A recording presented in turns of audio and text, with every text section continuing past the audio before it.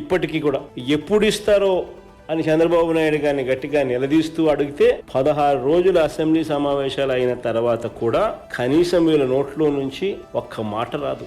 రాష్ట్రంలో ధరల స్థిరీకరణ నిధి కోసం ఏకంగా మా ప్రభుత్వ హయాంలో 3,000 కోట్ల ధరల స్థిరీకరణ నిధి పెట్టి ఏకంగా 7,500 కోట్ల రూపాయలు వెచ్చించి 5 ఏళ్లలో రైతు భరోసా కేంద్రాలు నెలకొల్పి ఆ ప్రతి ఎకరాను ఆ ప్రతి గ్రామంలోనూ ఈ క్రాప్ చేసి ఏ రైతుకైనా కూడా తన వేసిన ఏ పంటకైనా కూడా గిట్టుబాటు ధర రాని పరిస్థితి ఎక్కడైనా ఉంటే వెంటనే ఆ ఆర్బీకే పరిధిలోనే సీఎం యాప్ అని continuous monitoring of agricultural price and procurement అని మార్క్ఫెడ్ కు జేసీని జాయింట్ కలెక్టర్ ను జాయింట్ ఎండీగా చేసి మార్కెట్లో కాంపిటీషన్ క్రియేట్ చేస్తూ ఎప్పుడు రేటు పడిపోయినా కూడా ఆదుకుంటూ ఏకంగా 7,500 కోట్ల రూపాయలు ఖర్చు చేసి వైఎస్ఆర్సీపీ ప్రభుత్వంలో ప్రతి ఆర్బీకే పరిధిలో పోస్టర్లు పెట్టేవాళ్ళం. ఇదిగో ఈ పంటకు ఇది గిట్టుబాటు ధర అని, ఈ రేటు కన్నా తక్కువగా ఎక్కడైనా వస్తే వెంటనే ప్రభుత్వం జోక్యం చేసుకుంటుంది అని చెప్పి రైతులకు భరోసా ఇచ్చేవాళ్ళం. దళారీల వెన్నులో వణుకు పుట్టించేవాళ్ళం. అంతకన్నా తక్కువ రేటుకు తీసుకునేదానికి ఎవడైనా సాహసిస్తే వెంటనే రియాక్ట్ అయ్యేవాళ్ళం. 7,500 కోట్ల రూపాయలు ఖర్చు చేసి రైతులను ఆడుకుంటే ఈ చంద్రబాబు నాయుడు గారి ప్రభుత్వంలో ధరల స్థిరీకరణ నిధి కోసం కేవలం 300 కోట్ల రూపాయలు కేటాయింపులు చేశారు. ఇంత దారుణమేందయ్యా అని చెప్పి రైతులంతే ఇంత చులకనేందయ్యా చంద్రబాబు అని చెప్పి చంద్రబాబు నాయుడు గట్టిగా నిలదీస్తూ అడిగితే దాని మీద కూడా ఒక్క మాట లేదు. పైగా ఎదురుదాడి. గత ఏడాది వరి, మొక్కజొన్న, అరటి, కొబ్బరి, కందులు, మినుములు, పెసలు, శనగలు, సజ్జలు, మిర్చి, టమాటో, చీని, పత్తి అన్ని పంటలకు ధరలు పూర్తిగా పడిపోయినా కూడా ప్రభుత్వం నుంచి ఎలాంటి మనసు లేదు, పట్టించుకుని ఆదుకునే కార్యక్రమం జరగలేదు. ఇప్పుడు మళ్ళీ మిర్చి, శనగ, మొక్కజొన్న, అరటి పంటలకు ధరలు పడిపోయాయి. ఆశ్చర్యం కలిగిస్తుంది. 7,500 కోట్లతో మేము ఆదుకున్న పరిస్థితి చూసి వీళ్ళు అరకొరగా 300 కోట్లు బడ్జెట్ కేటాయింపులు చేసే తీరును చూసినాం. నెల రోజుల క్రితం 26,000 ఉన్న మిర్చి రేటు ఈరోజు 18,000కు పడిపోయింది. అయినా పట్టించుకునేవాడు ఎవడు లేడు. శనగ ఎంఎస్పి రేటు 5,875. రైతులు 5,000 కూడా రాని పరిస్థితులు రైతులు అమ్ముకుంటా ఉన్నారు. 5,000 కూడా రైతులకు గిట్టడంలా పట్టించుకునే పరిస్థితి లేదు. మొక్కజొన్నకు ఎంఎస్పి 2,400 రూపాయలు ఎంఎస్పి అయితే రైతులు 1,400-1,500 రూపాయలకు అమ్ముకుంటా ఉన్నారు. పట్టించుకునే పరిస్థితి లేదు. ఈ ఒక్క పంట మీదనే దాదాపుగా రైతులు నష్టపోతా ఉన్న ఈ 1,000 రూపాయలను లెక్కేసుకుంటే ఒక్క మొక్కజొన్న విషయంలోనే రైతులు 3,500 కోట్లు నష్టపోతా ఉన్నారు. అయినా మార్కెట్ లో కాంపిటీషన్ క్రియేట్ చేసేది లేదు. అరటి మళ్ళీ ఈ సంవత్సరం కూడా అరటి టన్ను 5,000కు అమ్ముకోవాల్సిన పరిస్థితి. మా హయాంలో 30,000 రూపాయలు టన్ను అమ్ముకున్న పరిస్థితుల నుంచి ఇప్పుడు 5,000 రూపాయలకు తెగనమ్ముకుంటా ఉన్న పరిస్థితి. మరోవైపు టమాటో ధరలు కిలో 2 రూపాయలకు అమ్ముకోవాల్సిన పరిస్థితి ఈరోజు.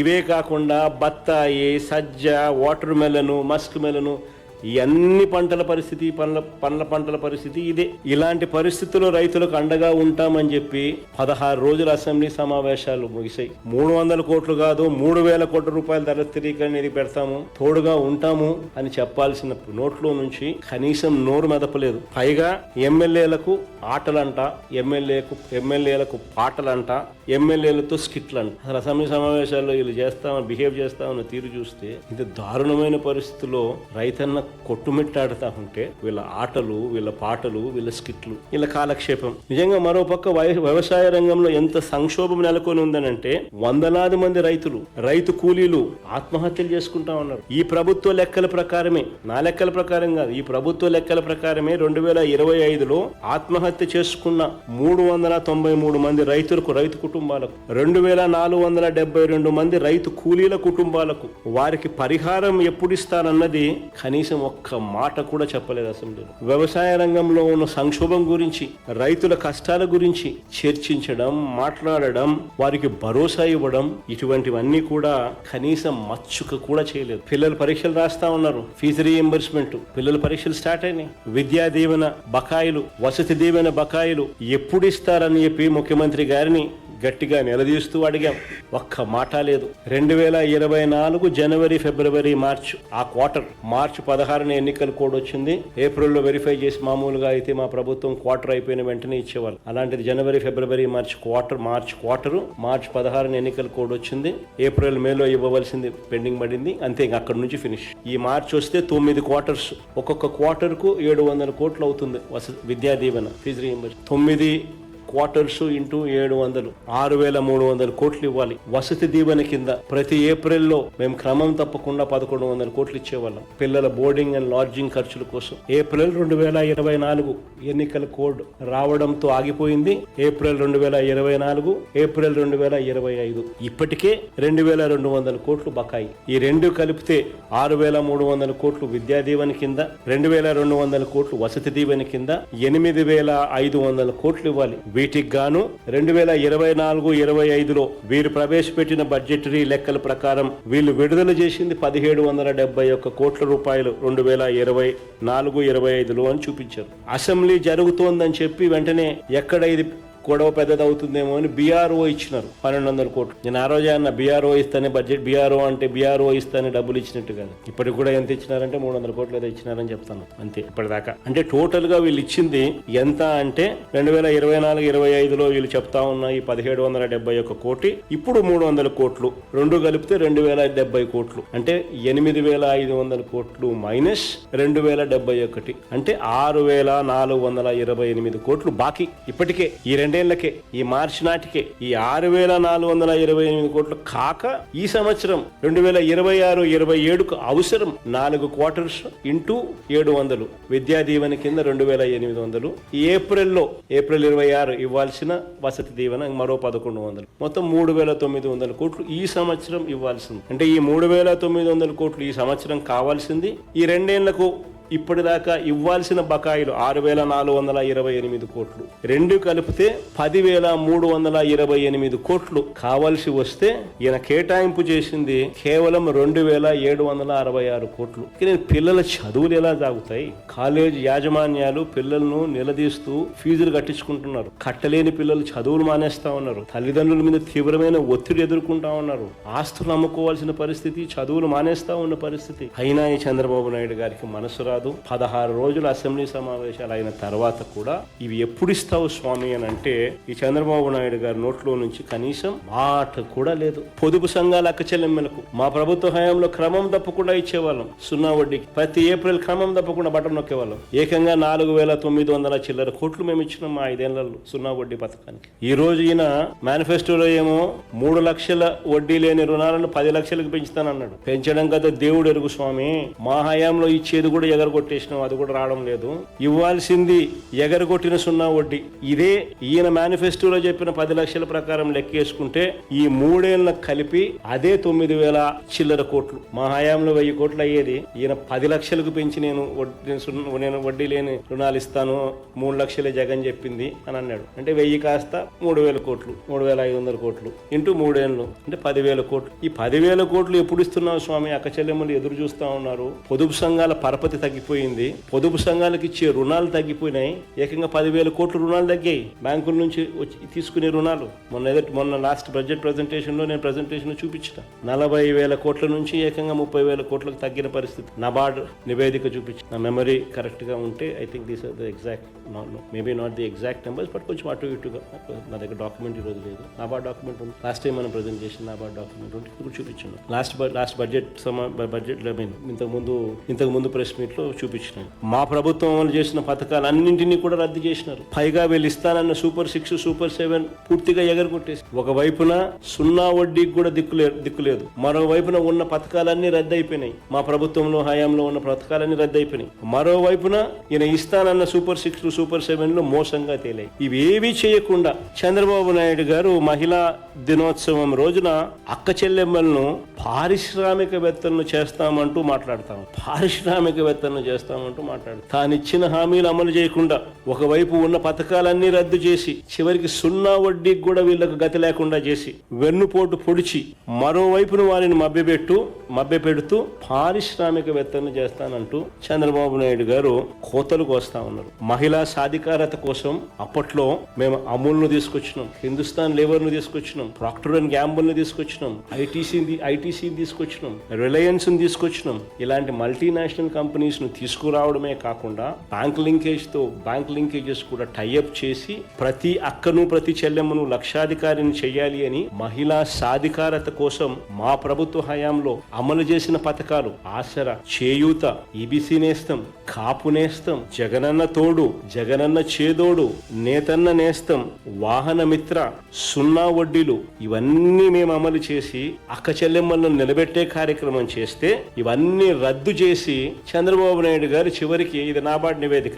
ఒకసారి మీరే గమనించండి, చూస్తే 2024-25 సంవత్సరంలో ఏకంగా 41,623 కోట్లు అచీవ్మెంట్ కింద bank linkages for self help groups ఇస్తే 25-26 వచ్చేసరికి ఏకంగా ఈ 10 నెలల కాలానికి 30,698 కోట్లకు పడిపోయింది. మా ప్రభుత్వ హయాంలో ప్రతి సంవత్సరం పెరుగుతా పోతే 2020-21లో 20,808 కోట్లు, 2021-22లో 33,000 కోట్లకు, దాని 20,808 33,568 కోట్లకు పెరిగి ఆ తర్వాత అక్కడి నుంచి 38,014 కోట్లు 2022-23లో పెరిగి దాని తర్వాత 2023-24లో ఏకంగా 49,626 కోట్లకు మేము పెంచుకుంటా పోతే చంద్రబాబు నాయుడు గారి హయాంలోకి వచ్చేసరికి ఏకంగా 49,626 కోట్ల నుంచి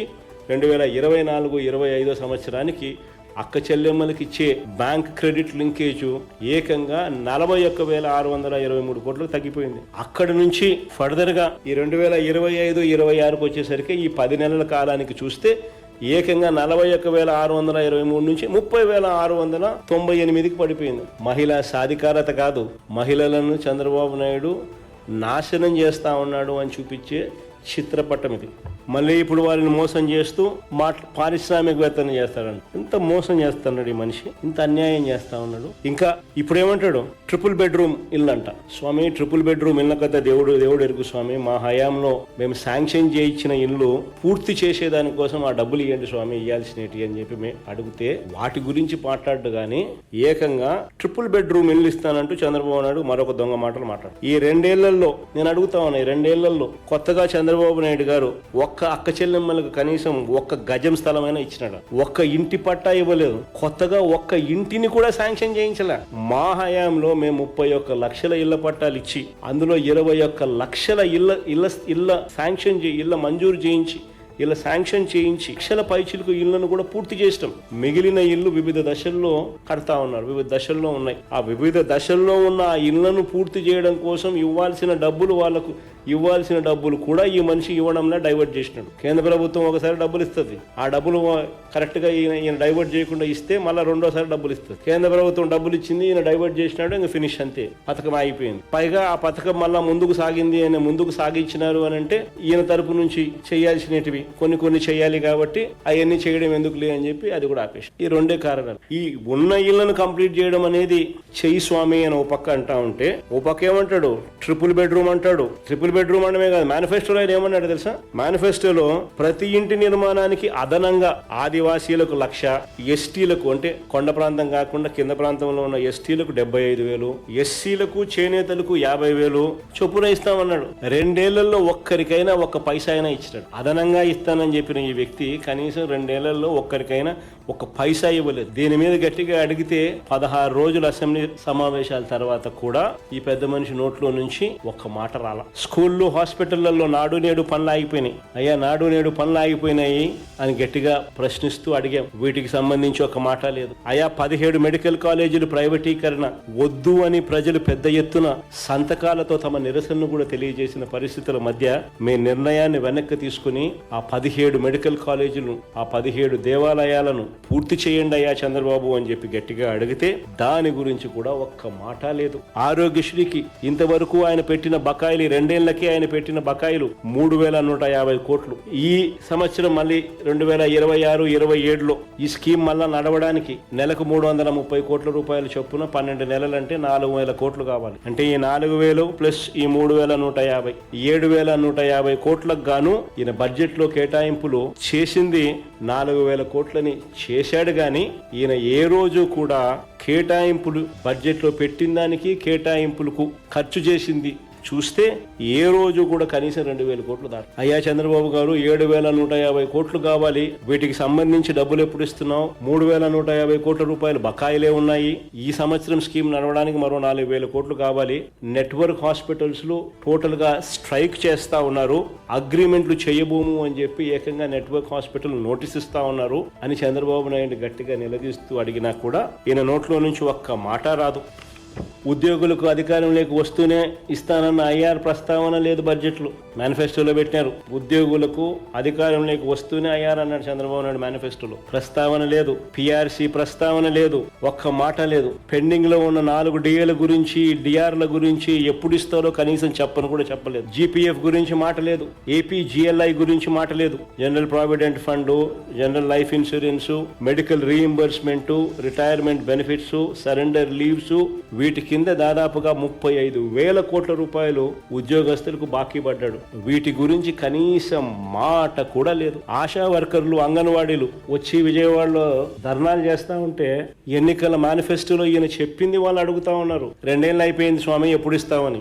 వాళ్ళని అర్ధరాత్రి పూట తెల్లవారుజామున పోలీసులను పంపించి వాళ్ళందరినీ కొట్టి ఎత్తిచ్చేసేసి, కనీసం వాళ్ళ ప్రస్తావన 16 రోజుల అసెంబ్లీ సమావేశాల్లో కనీసం వాళ్ళ ప్రస్తావన లేదు. చివరికి ఆశ్చర్యం ఏమిటో తెలుసా? ఇవాళ చంద్రబాబు నాయుడు ఎక్కడికి పోయినా కానీ ఈ మధ్యకాలంలో గమనిస్తాను మీరు కూడా, ఆయన చేసేది 2 ఒక పెన్షన్లప్పుడు ఒక గ్రామానికి ఏదో గ్రామానికి పోతాడు ఖచ్చితంగా 1వ తారీఖున. 2ది ఎక్కడన్నా నిలబడు రెవెన్యూ రికార్డులు ప్రక్షాళన చేస్తా అని పాస్బుక్ డిస్ట్రిబ్యూషన్ లో ఎక్కడన్నా కనపడు. ఇది తప్ప ఇంకా ఏది చేయడు. నేను అడుగుతా ఉన్నా, అయ్యా చంద్రబాబు నాయుడు, ఇవాళ చంద్రబాబు నాయుడు ఎక్కడికి వెళ్ళినా రెవెన్యూ రికార్డులు ప్రక్షాళన చేస్తా, ఎక్కడికక్కడ సర్వే చేయిస్తా, ఎక్కడ లేని టెక్నాలజీ వాడుతున్నా, క్యూఆర్ కోడ్ పట్టాదారు పాస్ పుస్తకాలు ఇస్తున్నా, ప్రతి ల్యాండ్ పార్సిల్ కు జియో కోఆర్డినేట్స్ తో హద్దులు చూపిస్తున్నా అని చంద్రబాబు నాయుడు క్రెడిట్ చోరీ చేసే కార్యక్రమం చేస్తా ఉన్నాడు. అసలు ఇవన్నీ ఎవరి హయాంలో వచ్చాయి? సో సుదీర్ఘంగా దీని గురించి కూడా చెప్పినా నేను, అలా చెప్తా ఉన్నా. అసలు ఇవన్నీ ఎవరి హయాంలో వచ్చాయి? ఈ సర్వేయర్ల వ్యవస్థ అయినా, ప్రతి గ్రామంలో ఈ సర్వేయర్ల వ్యవస్థ అయినా, ఈ సచివాలయాల వ్యవస్థ అయినా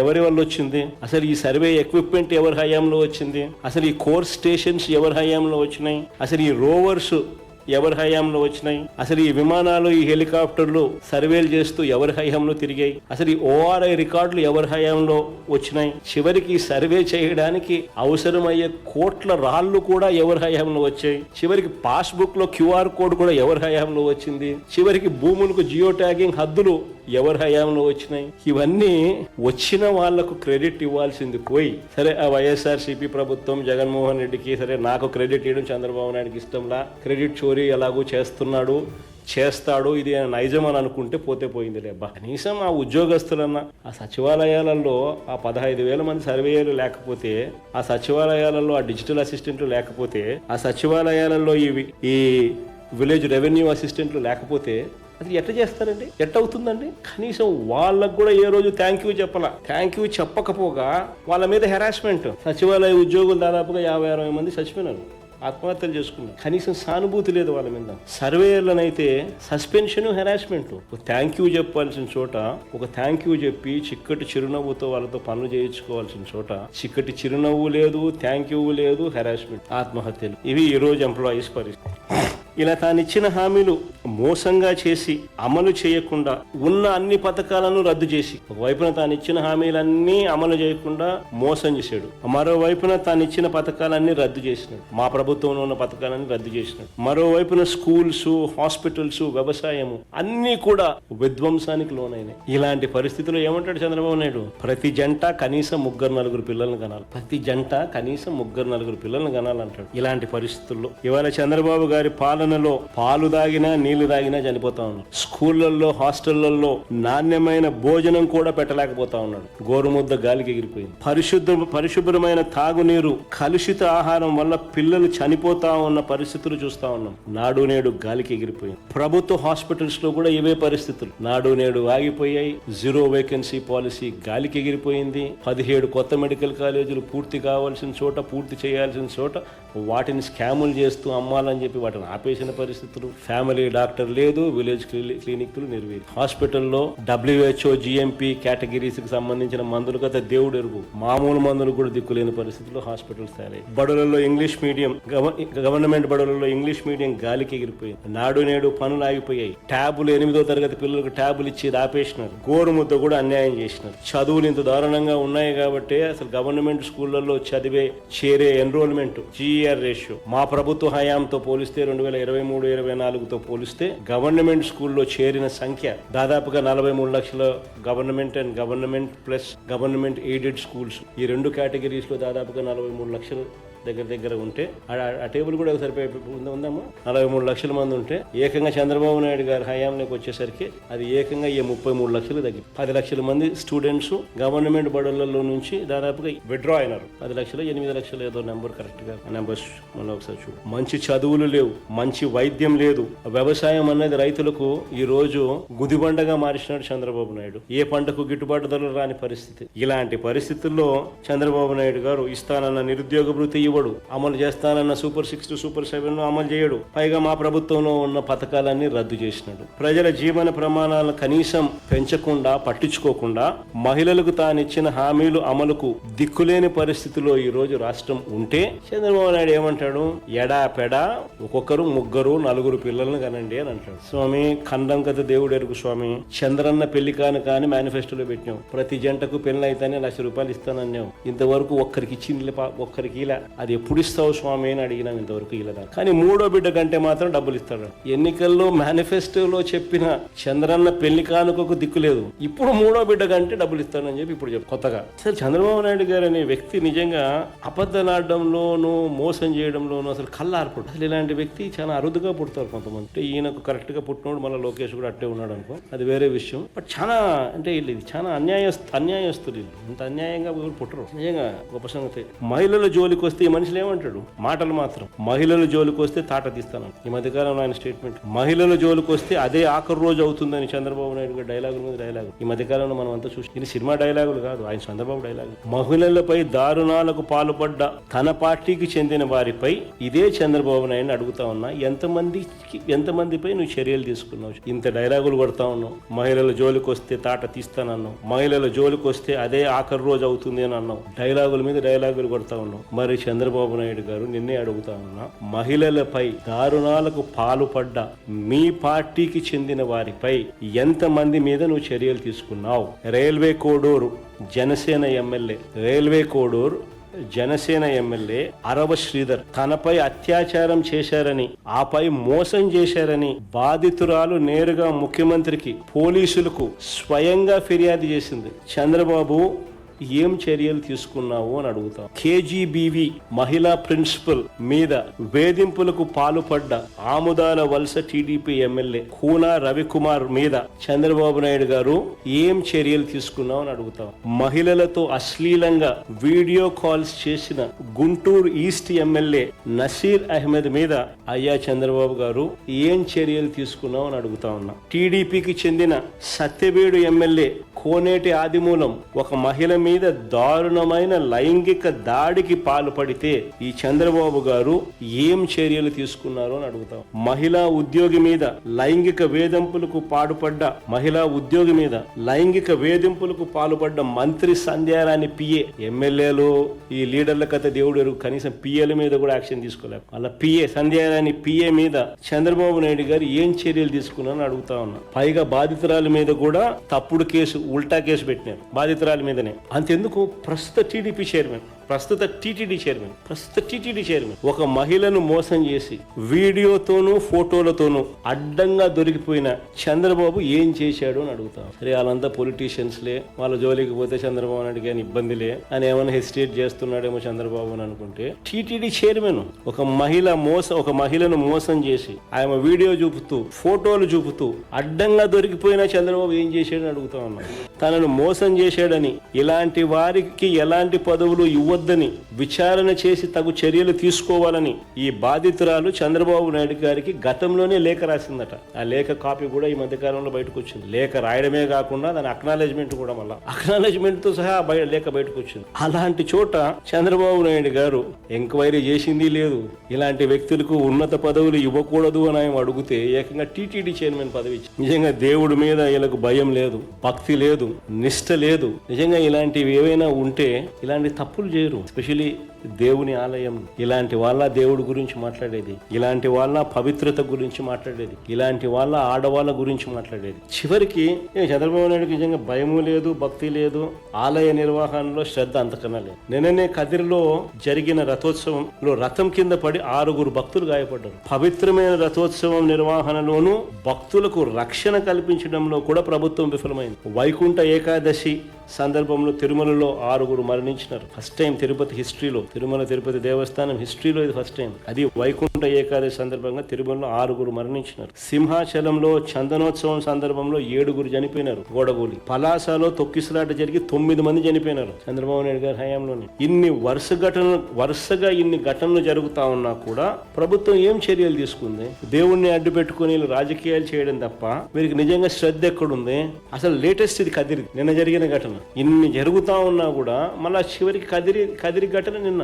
చివరికి తిరుమలకు సప్లై అయిన నెయ్యి వ్యవహారంలో కూడా మా పార్టీ నుంచి మా ఎమ్మెల్సీలు అడిగిన ప్రశ్నలకు చంద్రబాబు సమాధానాలు కూడా చెప్పలేదు. 16 రోజుల అసెంబ్లీ సమావేశం. చివరికి తిరుమలకు సప్లై అయిన నెయ్యి వ్యవహారంలో కూడా మా పార్టీ నుంచి మా ఎమ్మెల్సీలు అడిగిన ప్రశ్నలకు చంద్రబాబు దగ్గర నుంచి సమాధానాలు రాలా. ఇందాపూర్ డైరీ హెరిటేజ్ కు, చంద్రబాబు కంపెనీ హెరిటేజ్ కు మధ్య సంబంధాల గురించి నిలదీశాం. చంద్రబాబు నాయుడు సమాధానం చెప్పలేదు. తిరుమలకు సప్లై అవుతున్న నెయ్యి టెండర్లలో డాక్యుమెంట్లు చూస్తే ఇప్పటి వరకు 200 కోట్ల స్కామ్ బయటపడుతుంది. ఉద్దేశపూర్వకంగానే ఒక ఏడాది కాలంలోనే కేజీ నెయ్యి 351 రూపాయల నుంచి 716 రూపాయలు తీసుకుపోయినారు. ఒక సంవత్సరంలో ఉద్దేశపూర్వకంగానే ఏడాది కాలంలోనే కేజీ నెయ్యి రేటు 351 నుంచి 716 రూపాయలకు పెంచుకుంటూ పోయారు. 2024 ఆగస్టు గమనించండి ఆ టేబుల్లో. 2024 ఆగస్టులో 351 రూపాయికి తిరుమలకు సప్లై అయితే 2024 ఆగస్టులో 351 రూపాయికి తిరుమలకు సప్లై అయితే అక్టోబర్ 2025 నాటికి అంటే ఒక సంవత్సరంలోనే 716కు తీసుకొని పోయినారు. అంటే కేజీ నెయ్యి దాదాపు 365 రూపాయలు పెంచినారు. కేజీ నెయ్యి దాదాపుగా 365 రూపాయలు పెంచినారు కేవలం ఒక సంవత్సర కాలంలోనే. దీనికోసం ఒక కార్టెల్ మాదిరిగా ఏర్పడి దేవుడి సొమ్మును కొల్లగొడతా ఉన్నారు. ఒక్కసారి ఈ స్కామ్ చూస్తే ప్రభుత్వం ఏర్పడిన తర్వాత 2024 ఆగస్టు వరకు తిరుమలకు సప్లై అయిన రేటు ధర 351. ఆ తర్వాత 2025 జనవరి 31కి ఈ రేటు అమాంతంగా 513కు పెరిగింది. 2025 జనవరి 31 నాటికి ఈ రేటు అమాంతంగా 513 రూపాయలకు చేరింది. 2025 అక్టోబర్ నాటికి 599 రూపాయలకు స్కై రాకెట్ లా పెరిగింది. ఆ తర్వాత అదే అక్టోబర్లోనే 716కు పోయింది. గమనించమని అడుగుతామన్నా. ఇది బహుశా ప్రపంచ చరిత్రలో స్కాములలో అందులో కనీసం దేవుడు అంటే భయం లేదు, భక్తి లేదు. ఓ పక్క దుమారం రేపి మరో పక్క స్కాములు చేస్తాం. తిరుమల హుండీలో డబ్బులు ఎక్కించే పరకామణి నుంచి, ఇది వెరీ ఇంట్రెస్టింగ్, తిరుపతి హుండీలో డబ్బులు ఎక్కించే పరకామణి నుంచి ఏకంగా జనవరి 2025లో బుక్ అయిన కేసు చూస్తే, చంద్రబాబు హయాంలో మొన్న జనవరి 2025లో బుక్ అయిన కేసు చూస్తే ₹1 కోటి విలువైన బంగారాన్ని దొంగతనం చేసిన కేసు అది. చంద్రబాబు నాయుడు గారి ప్రభుత్వంలో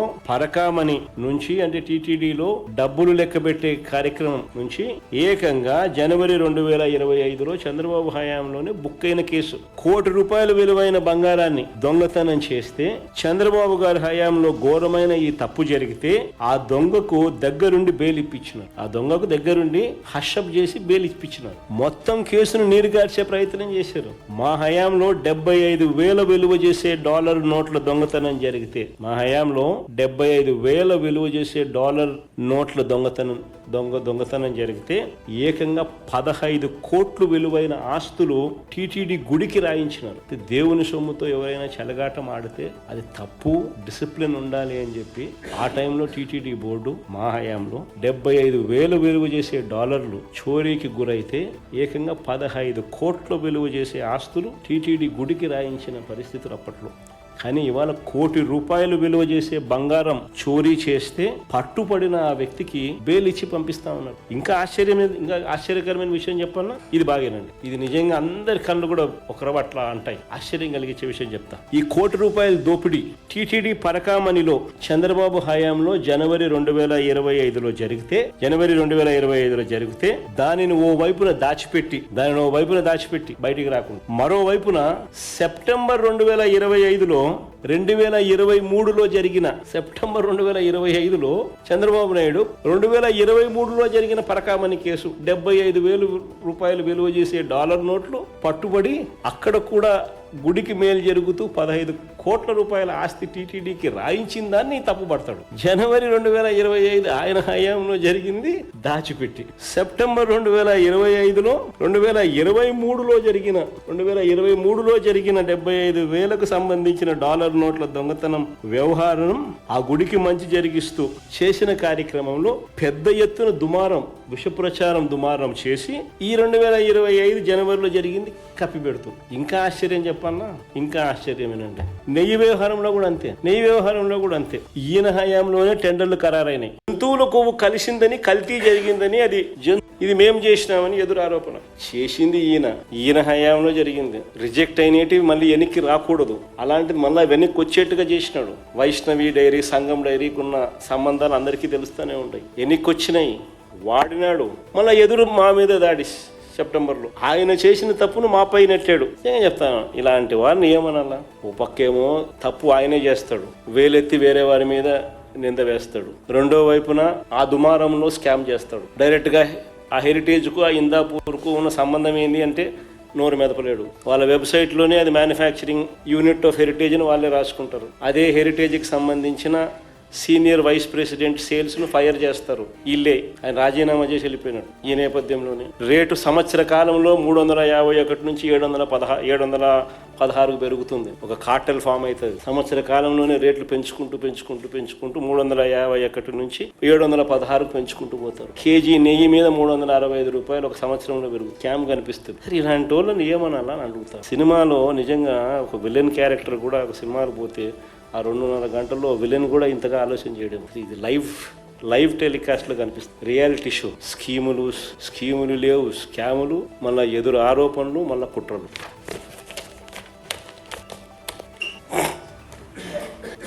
సార్ ఇటీవల పవన్ కళ్యాణ్ గారు కొన్ని కామెంట్స్ చేశారు. మీరు అసెంబ్లీలో గెలిచింది 11 మంది అయితే 1100 మందిలాగా మాట్లాడుతున్నారు అని. అంటే ఇది కాంప్లిమెంట్ అనుకోవాలా సార్? ఎలా? మంచిదే కదా హరీష్. 1100 మంది లెవెల్లో ఆయనను భయం పుట్టించగలుగుతున్నారు అని అంటే ఆయనకు నిజంగా గొప్ప సంగతే కదా. మా వాళ్ళ క్రెడిట్ ఇవ్వాల్సిందే కదా. Sir could you speak in English sir? ఎందుకు చంద్రబాబు దేశ రాజకీయాల్లోకి వెళ్తున్నారు, ఉప ప్రధాని అంటూ కూడా ప్రచారం జరుగుతుంది. చంద్రబాబు నాయుడు ఉప ప్రధాని ఎవరు చెప్పినారు స్వామి? వాళ్ళ మీడియాలో వాళ్ళు రాసుకుంటున్నారా? వాళ్ళు చెప్తున్నారా? గొప్ప సంగతి. ఈయన ముఖ్యమంత్రిగానే బరాయించలేకున్నారు ప్రజలు. ఈయన ఉప ప్రధాని అయితే ఇంకా దేశ ప్రజలు ఏం బరాయి. Sir could you speak brief in English sir? Brief in English could you please? ఇంత పెద్దది ఏం బ్రీఫ్ చెప్పాలి sir? You said Sir, you said Chandrababu Naidu has given wrong figures in the assembly.